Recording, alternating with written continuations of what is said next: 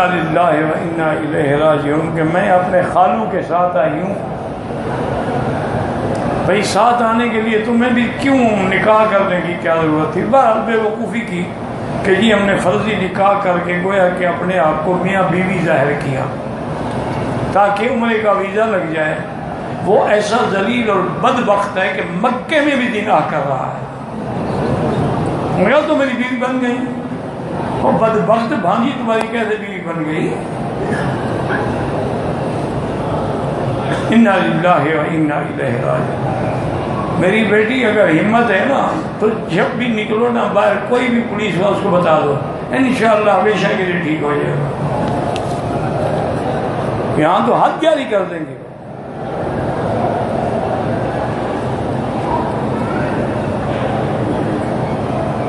کوئی نکاح شکا نہیں. انا للہ و انا الیہ راجعون. مقصد اتنا عرصہ تم بھی راضی رہی گا نا کہ حاملہ بھی ہو گئی ہو ماشاءاللہ. لا حول ولا قوت الا باللہ. توبہ کرو اور آج سے ایک دوسرے سے دور ہو جاؤ. پاکستان پہنچ کر بھی دور رہو. اتنا بڑا گناہ کیا لیکن اللہ کا دروازہ کھلا ہے. توبہ کرو، اللہ معاف کر دے. اس بدبخت سے بھی کہو کہ توبہ کرے، کم سے کم مکے مدینے کا شرم کرے. کون سا نکاح تمہارا ہو گیا؟ گھر میں اور بچوں پر جادو کے اثرات ہیں تو سارے بھائی جو ہیں نا گھر والے جتنے ہیں مرد اور سب بیٹھ کے آیت الکرسی بھی پڑھیں 7 دفعہ، سورۃ فاتحہ بھی پڑھیں 7 دفعہ، اور اسی طرح سورۃ البقرہ بھی پڑھیں اور بڑا پانی کا ڈوز پہ دم کریں. اسی پانی کو سب کو پلائیں، گھر میں بھی چھڑکیں، ان بچوں پر بھی ڈالیں اور انشاءاللہ سب اثرات ختم ہو جائیں گے. مجھے ایک آدمی سے محبت ہے. اب دیکھیں یہ جناب مسلمان ہے، جس سے محبت ہے وہ مرد ہے، اس سے میں شادی کرنا چاہتا ہوں. آئیں جی مرد کی شادی کرا. تم دونوں اسلام سے نکل جاؤ، یورپ کے کسی ملک میں جا کے شادی کر دو. اسلام میں تو گنجائش نہیں ہے. اسلام کی تو سزا یہ ہے کہ دونوں کو قتل کر دیا جائے. توبہ کرو، اللہ سے معافی مانگو. میرے پاس موبائل فون کا شو روم ہے. ایک ہی 1000 سے لے کر 1,00,000 تک موبائل ہے. کہتے ہیں کہ یہ موبائل فروخت کرنا صحیح نہیں. بالکل صحیح ہے. کیوں صحیح نہیں ہے؟ ہر چیز کا استعمال ہے. استعمال غلط کرو گے تو ناجائز ہے، صحیح کرو گے تو جائز ہے. اب موبائل سے اتنے اللہ نے آسانیاں کر دی ہیں کہ آدمی دور بیٹھ کے بھی اپنے گھر والوں کا پتہ کر لیتا ہے. کہتا ہے جی منکر نکیر جب قبر میں سوال جواب کر کے چلے جائیں گے تو ہمارا روح قبر میں رہے گا، یہ واپس چلا جائے گا. جب مر جاؤ گے پتہ لگ جائے گا تفصیل کا. بلکہ موبائل ساتھ رکھ لینا، ہمیں بھی بتا دینا. اب کیا علاج ہے بھائی؟ اتنی دیر کے لیے لوٹایا جاتا ہے کہ سوال جواب ہو گیا، باقی روح جہاں بھی ہو اللہ تعلق قائم کر دیتے ہیں. ورنہ پھر قبر میں عذاب یا نعمت کا کیا معنی؟ جب روح ہی نہیں ہوگا تو عذاب کس کو ہوگا؟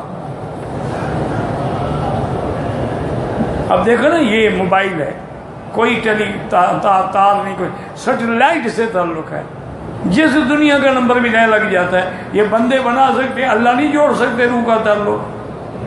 پاکستان میں روٹین ہے کہ رشوت کے بغیر کام نہیں ہوتا. اگر آپ کا جائز کام رکا ہے، اب آپ نے رشوت دے کے کرایا تو آپ پہ گناہ نہیں ہوگا، لینے والے پہ ہوگا. لیکن تم بھی ناجائز فائدہ اٹھانا چاہتے ہو تو پھر دونوں پہ لعنت ہوگی. 3 طلاق دینے کے بعد جب مرد عورت سے رجوع کرنا چاہے تو اس کا نکاح دوسرے مرد سے کیا جاتا ہے. بالکل یہ تو قرآن کا مسئلہ ہے نا. فَلَا تَحِلُّ لَهُ مِن بَعْدُ حَتَّىٰ تَنكِحَ زَوْجًا غَيْرَهُ. حلال ہو ہی نہیں سکتی جب تک کہ دوسرے سے شادی نہ کرے. بلکہ اتنی سختی ہے کہ صرف شادی نہیں، وہ دوسرا آدمی اس سے جماع بھی کرے. ایک حضور کے پاس ایک عورت آئی، اس نے کہا حضور میں نے دوسری شادی کر لی ہے. تو آپ نے کہا نہیں، حتیٰ تزیکا سیرت کے وہ تمہاری مٹھاس چکھے تم اس کی مٹھاس چکھو، پھر ایسے نہیں حلال ہوتی. بعض ہوتے ہیں نا پیپر میں شادی کرنے کاغذ میں کہ جی بھی دیکھے میں نکاح کیا ہے، اب اس نے طلاق دے دیا. نہیں، جب تک وہ اس کی بیوی نہ بنے. تجدید نکاح کرانا جائز ہے کہ پہلے نکاح میں شک ہے. اگر شک ہے تو پھر تو آپ گناہ کرتے رہے، اب تجدید کی کیا ضرورت ہے؟ اللہ کے بندے کس بات کی تجدید؟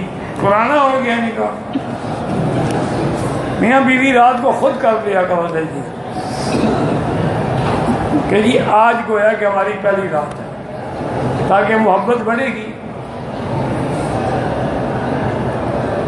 حضرت جی عرض ہے سنتوں میں دوسری رکعت میں اتحیات پڑھیں، لیکن درود شریف آخری قاعدے میں پڑھیں.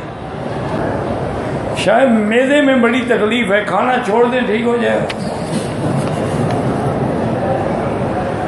اللہ کے بندے کچھ حکیموں سے بھی پوچھو، سارا مولوی کے ذمہ ہے کیا؟ اللہ سب کی اولادوں کو صحت دے.